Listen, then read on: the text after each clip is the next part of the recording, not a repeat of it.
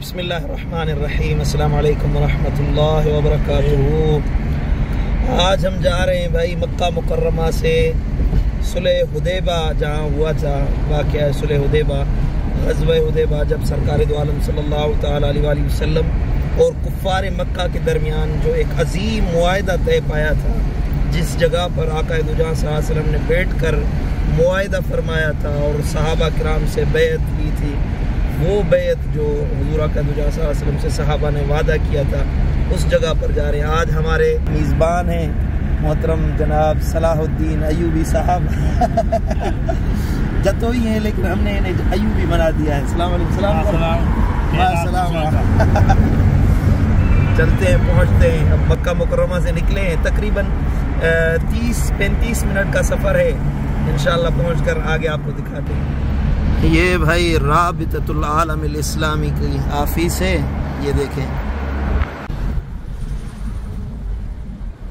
مسجد شمیسی الحدیبیہ۔ نماز عصر کا ٹائم ہے، عصر نماز پڑھتے ہیں، پھر باہر دیکھتے ہیں۔ پوری مسجد تو خالی ہے یار۔ چھٹی ہجری کا یہ واقعہ ہے کہ آقا دو جہاں صلی اللہ تعالیٰ علیہ وآلہ وسلم ایک مرتبہ خواب میں دیکھتے ہیں کہ ہم عمرہ کرنے کے لیے جا رہے ہیں، تو آپ صلی اللہ علیہ وآلہ وسلم نے صحابہ کرام سے مشورہ کیا کہ ہم سب مل کر عمرہ کرنے کے لیے جاتے ہیں۔ جب رسول اللہ صلی اللہ علیہ وسلم عمرہ کے لیے نکلے تو کثیر تعداد میں صحابہ کرام آپ کے ساتھ نکل پڑے، تقریباً 1400 صحابہ آپ کے ساتھ تھے، اور آپ صلی اللہ تعالیٰ علیہ وآلہ وسلم عمرہ کی نیت سے مدینہ منورہ سے مکہ مکرمہ کی جانب آئے۔ مکہ مکرمہ میں داخل ہونے سے پہلے یہ مقام ہے جسے آج حدیبیہ یا آج کل اسے الشمیسی کہا جاتا ہے، تو اس جگہ پر رسول اللہ صلی اللہ علیہ وسلم پہنچے، پڑاؤ فرمایا۔ یہ حدیبیہ کی ہسٹری لکھی ہوئی ہے۔ Al Hudaybiyah area is linked to the prophet biography. آگے وہ مقام ہے جہاں پر آقا دو جہاں صلی اللہ تعالیٰ علیہ وآلہ وسلم کا خیمہ مبارک لگایا گیا تھا۔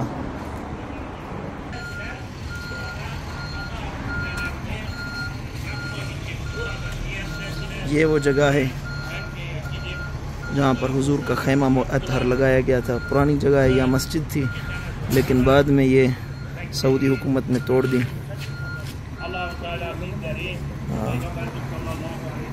بعد میں ترکن ٹھہرائی۔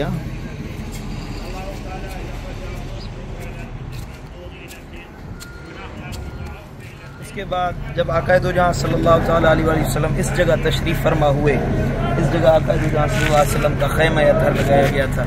جب میرے آقا و مولا رسول اعظم نور مجسم صلی اللہ تعالیٰ علیہ وآلہ وسلم یہاں پڑاؤ کر چکے تو مکہ والوں نے کہا کہ ہم آپ کو عمرہ کرنے کے لیے نہیں جانے دیں گے، یعنی کہ مکہ مکرمہ میں داخل ہونے ہی نہیں دیا جائے گا۔ تو آقا دو جہاں صلی اللہ علیہ وسلم نے بطور قاصد حضرت سیدنا عثمان ذی النورین رضی اللہ تعالیٰ عنہ کو بھیجا کہ آپ جائیں، ان سے بات کریں مکہ والوں سے، کیونکہ ان کی رشتہ داری تھی، قربت تھی۔ تو حضرت عثمان غنی جب گئے تو پیچھے رسول اللہ صلی اللہ علیہ وسلم کو کسی نے بتایا کہ یا رسول اللہ، حضرت عثمان ذی النورین کو کسی نے شہید کر دیا ہے۔ جب آقا دو جہاں صلی اللہ تعالیٰ علیہ وآلہ وسلم نے یہ سنا کہ عثمان کو شہید کر دیا گیا ہے، میرے آقا و مولا صلی اللہ تعالیٰ علیہ وآلہ وسلم نے اپنے 1400 صحابہ کرام کو جمع کیا، اور اس جگہ پر شاید غالباً یہی وہ جگہ ہے جس کو آج کل منظر دیا گیا ہے۔ ایک درخت تھا جس کے نیچے بیٹھ کر رسول اللہ صلی اللہ علیہ وسلم نے اپنے صحابہ کرام سے بیعت کی، جسے بیعت رضوان کہا جاتا ہے، اور بیعت اس بات پر لی کہ ہم اپنی جان قربان کر دیں گے اور عثمان غنی رضی اللہ تعالیٰ عنہ کا بدلہ لیں گے۔ تو تمام صحابہ کرام 1400 صحابہ نے آقا دو جہاں صلی اللہ تعالیٰ علیہ وآلہ وسلم کے ہاتھ پر بیعت کی۔ کیا کہا؟ قرآن مجید نے اس بیعت کو بیان کیا ہے کہ ان الذین یبایعونک انما یبایعون اللہ ید اللہ فوق ایدیہم۔ اے محبوب، یہ جنہوں نے آپ کے ساتھ بیعت کی ہے، یہ آپ کے ساتھ بیعت نہیں کی، یہ اللہ کے ساتھ بیعت کی ہے، ان کے ہاتھوں پر آپ کا ہاتھ نہیں بلکہ اللہ کا ہاتھ ہے۔ یہ وہ جگہ ہے جہاں پر آقا دو جہاں صلی اللہ غالب گمان ہے، کیونکہ وہ درخت جو تھا وہ حضرت سیدنا عمر فاروق رضی اللہ تعالیٰ عنہ نے کٹوا دیا۔ پھر ترک حکومت نے اس جگہ پر مسجد بنوائی تھی، یہ جگہ آج بھی موجود ہے۔ جب مکہ والوں کو پتہ چلا کہ رسول اللہ صلی اللہ تعالیٰ علیہ وآلہ وسلم نے اپنے صحابہ کرام سے موت پر بیعت کی ہے تو انہیں خوف طاری ہوا کہ جب 313 بندے بدر میں ہمیں شکست دے سکتے ہیں تو یہ 1400 کی جماعت جو ہے وہ تو ہمیں بالکل ملیہ میٹ کر دے گی۔ تو صلح کے لیے انہوں نے بندہ بھیجا، تو سہیل نامی ایک بندہ مکہ والوں کی طرف سے آیا، تو آقا دو جہاں صلی اللہ علیہ وسلم نے اسے دیکھا کہ آپ نے فرمایا سہیل آ رہا ہے، اس میں اچھائی کی امید ہے۔ سہیل جب پہنچا تو انہوں نے آقا دو جہاں صلی اللہ تعالیٰ علیہ وسلم سے معاہدہ طے کیا، معاہدے کی شرائط طے پائی گئی، تو حضرت سیدنا مولا کائنات علی المرتضیٰ رضی اللہ تعالیٰ عنہ ورداء کو کہا گیا کہ علی تم معاہدہ لکھو۔ سیدنا علی نے قلم اور کاغذ اٹھایا تو آپ نے کہا کہ لکھیں بسم اللہ الرحمن الرحیم۔ تو سہیل نے کہا کہ ہم رحمان کون ہے رحیم کون ہے، ہم تو اللہ کو رحمان رحیم مانتے ہی نہیں، آپ رحمان رحیم نہ لکھیں، تو کیا لکھا جائے؟ بِاسْمِكَ اللہم۔ اس نے کہا، سہیل نے کہا کہ یہ لکھے بِاسْمِكَ اللہم، تو آقا نے فرمایا کہ بسم اللہ الرحمن الرحیم مٹا کر علی بِاسْمِكَ اللہم لکھو۔ پھر آقا نے فرمایا کہ مکہ کے مشرکین اور محمد الرسول اللہ کے درمیان یہ معاہدہ طے پایا گیا ہے، تو حضرت علی نے محمد الرسول اللہ لکھ دیا تھا۔ سہیل نے کہا کہ ہم آپ کو اللہ کا رسول مانتے ہی نہیں ہیں، تو آپ کو کس طرح ہم رسول اللہ لکھے، جھگڑا اسی بات پر ہے۔ تو آقا نے فرمایا علی محمد الرسول اللہ مٹا دو۔ تو سیدنا مولا کائنات علی المرتضیٰ نے عرض کیا رسول اللہ میرے ہاتھ کٹ سکتے ہیں، میری جان جا سکتی ہے، لیکن علی کبھی بھی محمد الرسول اللہ لکھا ہوا مٹا نہیں سکتا۔ آقا نے فرمایا میں حکم دیتا ہوں علی محمد بن عبداللہ لکھو، محمد الرسول اللہ مٹا دو۔ علی نے کہا یا رسول اللہ میں نہیں لکھوں گا۔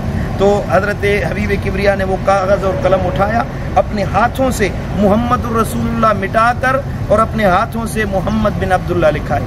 اب یہ واحد جگہ ہے آقا دو جہاں صلی اللہ علیہ وسلم نے پوری زندگی کاغذ اور قلم نہیں اٹھایا، آپ نے اپنے ہاتھوں سے کچھ نہیں لکھا پوری زندگی، سوائے اس جگہ پر۔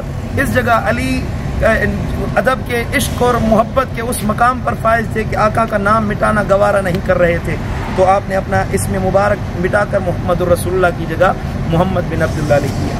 سبحان اللہ۔ صلح نامہ یہ تھا کہ 10 سال تک فریقین کے درمیان کوئی لڑائی نہیں ہوگی، اور دوسرا شرط یہ تھا کہ اگر کوئی شخص اپنے وارثوں کی اجازت کے بغیر مسلمان ہو کر مکہ مکرمہ میں واپس آتا ہے تو اسے مسلمان مدینہ میں واپس بھیج دیں، مکہ میں واپس بھیج دیں گے۔ اگر کوئی شخص مسلمان قریش کے پاس آ گیا، مکہ کے پاس آ گیا، تو مکہ والے انہیں واپس نہیں لوٹائیں گے، اور اس سال مسلمان عمرہ کیے بغیر ہی واپس چلے جائیں گے، آئندہ سال وہ واپس آ کر عمرہ ادا کریں گے، اور مسلمان صرف 3 دن مکہ مکرمہ میں آئندہ سال ٹھہر سکتے ہیں، اور اپنے ہتھیاروں کو نیاموں میں رکھیں گے اور اپنے ساتھ صرف تلوار لے کر آئیں گے۔ یہ 5-6 شرائط تھی جو آقا دو جہاں صلی اللہ تعالیٰ علیہ وسلم کفار اور حضور کے درمیان طے پائی تھی۔ کفار اور جیسے یہ شرائط طے پا چکی، یہ شرائط مکمل ہو چکی، تو حضرت سیدنا ابو جندل رضی اللہ تعالیٰ عنہ صحابی تھے جو مکہ مکرمہ میں موجود تھے، ان کے ہاتھوں میں ہتھکڑیاں لگی ہوئی تھی، پیروں میں بیڑیاں پڑی ہوئی تھی، وہ بھاگ کر، اسے جب پتہ چلا کہ حضور حدیبہ کے مقام پر موجود ہیں تو وہ بھاگ کر آقا دو جہاں صلی اللہ تعالیٰ علیہ وسلم کی خدمت میں حاضر ہوا۔ اب یہ صلح نامہ طے پا چکا ہے، اور سہیل اور حضور کے درمیان یہ معاملات طے ہو چکے ہیں۔ جب حضرت سیدنا ابو جندل رضی اللہ تعالیٰ عنہ تشریف فرما ہوئے تو سہیل نے کہا کہ اب اس معاہدے کی تحت سب سے پہلے ہمیں یہ ابو جندل واپس لوٹایا جائے گا، اسے واپس کر دیا جائے۔ جب صحابہ کرام نے عرض کیا رسول اللہ یہ تو ممکن نہیں ہے، ابو جندل بڑی مشکل سے ہمارے پاس آیا ہے اور اسے کیسے ہم واپس لوٹا سکتے ہیں؟ حضور نے فرمایا کہ ہم نے وعدہ کیا ہے اور رسول اللہ کبھی وعدہ خلافی نہیں کرتے۔ ابو جندل تم صبر کرو، اللہ تجھے صبر کا اجر عطا فرمائے گا، تجھے نعمت عطا فرمائے گا۔ تو حضرت سیدنا ابو جندل رضی اللہ تعالیٰ عنہ کو واپس کر دیا، کیونکہ سہیل کا ہی بیٹا تھا ابو جندل، تو اس نے زور بھر کر حضرت ابو جندل رضی اللہ تعالیٰ عنہ کو واپس کر دیا۔ دیکھیں ایسے مقام پر بھی میرے آقا و مولا صلی اللہ تعالیٰ علیہ وسلم نے وعدہ خلافی نہیں کی۔ ہم مسلمانوں کو یہ امر دیا گیا ہے جب وعدہ کریں تو اسے پورا کریں، جس طرح میں رسول اللہ صلی اللہ علیہ وسلم اس مقام پر بھی اپنا وعدہ پورا کرتا ہوں۔ جب صلح نامہ طے پا چکا، کفار مکہ خوش ہو گئے، انہوں نے کہا کہ ہمیں تو بھائی بڑی فتح یابی حاصل ہو گئی ہے، مسلمانوں کو ہم نے رسوا کر دیا، یہ کر دیا، وہ کر دیا۔ تو آقا دو جہاں صلی اللہ علیہ وسلم نے فرمایا سر کو منڈواؤ، حلق کرواؤ، اور ہم واپس جا رہے ہیں۔ عجیب بات یہ ہوئی کہ کسی ایک بندے نے بھی میرے آقا و مولا صلی اللہ تعالیٰ علیہ وسلم کے کہے پر لبیک نہیں کہی۔ 1400 صحابہ کرام تھے، کسی نے بھی آقا دو جہاں صلی اللہ علیہ وسلم کا کہا نہیں مانا، کیونکہ وہ اتنے اضطراب کا شکار تھے، اتنے پریشان تھے۔ تو حضور آقا دو جہاں صلی اللہ علیہ وسلم مایوس ہو کر اپنے حجر شریف میں، اپنے خیمہ اطہر میں واپس آتے ہیں۔ تو سیدہ ام سلمہ رضی اللہ تعالیٰ عنہ سلام اللہ علیہ حضور کی زوجہ تھی، उन्होंने आप सल्लल्लाहु ताला अलैहि वसल्लम को परेशान देखा तो अर्ज़ किया रसूल अल्लाह आप क्यों परेशान हैं? तो हुजूर ने फरमाया कि उम्मे सलमा मामला ये हुआ है कि आज पहली दफ़ा ऐसा हुआ है कि मैंने कोई हुक्म दिया है और मेरे हुक्म पर कोई भी सहाबी आगे नहीं आया। तो सैयदा उम्मे सलमा ने अर्ज़ किया रसूल अल्लाह सहाबा इस कड़ी शराइत की वजह से, इन कड़ी शराइत की वजह से बहुत ज़्यादा परेशान हैं। या रसूल अल्लाह आप खुद जाएं, अपना सर मुंडवाएं, हलक कर पाएँ, तो उसके बाद वो आपको देखेंगे तो वो खुद ब खुद आपकी तरफ रुजू करेंगे। तो तमाम सहाबा किराम बाहर खड़े थे, इस तरह की हालत में थे। हज़रत सैयदना फारूक आज़म जैसा सहाबी हज़रत अबू बकर के पास जाते हैं और कहते हैं कि अबू बकर क्या अल्लाह हमारा हक नहीं है? हज़रत अबू बकर ने कहा कि हाँ अल्लाह हक है। क्या हमारा रसूल आखिरी नबी और सच्चा रसूल नहीं है? क्या हमारा दीन सच्चा नहीं है? हज़रत अबू बकर ने कहा कि हाँ है। तो हज़रत सैयदना उमर कहने लगे कि अबू बकर अगर हम सच्चे हैं, हमारा दीन सच्चा है, हमारा रब सच्चा है, रसूल सच्चा है, फिर हम इस तरह क्यों वापस लौट रहे हैं? तो सैयदना अबू बकर सिद्दीक़ रज़ियल्लाहु तआला अन्हु ने कहा कि अल्लाह का हुक्म है, इसी में ही हमारी भलाई है, इसी में ही हमारे लिए फतह याबी है। इस तरह के मामला थे। जब हुजूर आए, बाहर तशरीफ़ फरमा हुए, उम्मे सलमा के मशवरे पर आपने सर मुंडवाने वाले को कहा कि आओ मेरा हलक करो। तो उस तरह लेकर वो आक़ाए दो जहां सल्लल्लाहु अलैहि वसल्लम का सर मुबारक हलक करने लगा। तो सुभान अल्लाह, ये मंजर था कि सहाबा किराम ने आपको जो देखा, आपके बाल मुबारक गिर रहे हैं, तो बड़ी तेज़ी के साथ वो ज़मीन पर बाल नहीं गिर रहे थे, आपके हाथों पर गिर रहे थे। वो बाल मुबारक हुजूर के आज तक पूरी दुनिया में महफूज रखे हुए हैं। आप तुर्की में जाएं तो वही बाल मुबारक आज भी महफूज हैं। तो जब आक़ाए दो जहां सल्लल्लाहु अलैहि वसल्लम ने हलक फरमाया तो तमाम सहाबा किराम ने भी हलक किया और वापस लौटे। जब रास्ते में पहुंचे, कुछ ही दूर गए थे तो वही नाजिल हुई, अल्लाह ताला की तरफ से फतह याबी का ऐलान हुआ। सूरह फतह की पहली आयत, इब्तिदाई आयत नाजिल हुई कि इन्ना फतहना लक फतहम मुबीना, ए मेरे महबूब हमने आपको एक अजीम और रोशन फतह याबी अता फरमाई है। सुभान अल्लाह, यही फतह याबी थी। इसके बाद वो जो 10 साल का शर्त लगा था कि जंग नहीं होगी, मुसलमानों ने खुलकर इस्लाम का काम किया और कुछ जो बाकी शराइत थी वो खुद मक्का वालों ने तोड़ दी। सुलह हुदैबा के इस गज़वे से और इस मामलात से हमें ये सबक मिलता है कि अल्लाह ताला पर अपने मामलात को छोड़ देना चाहिए, रब की ज़ात पर अपने मामलात छोड़ दें। अल्लाह बेहतर तदबीर करने वाला है और आपके मामलात बज़ाहिर आपको नज़र आता है कि मुश्किल में हैं और आपके साथ गलत हो रहा है।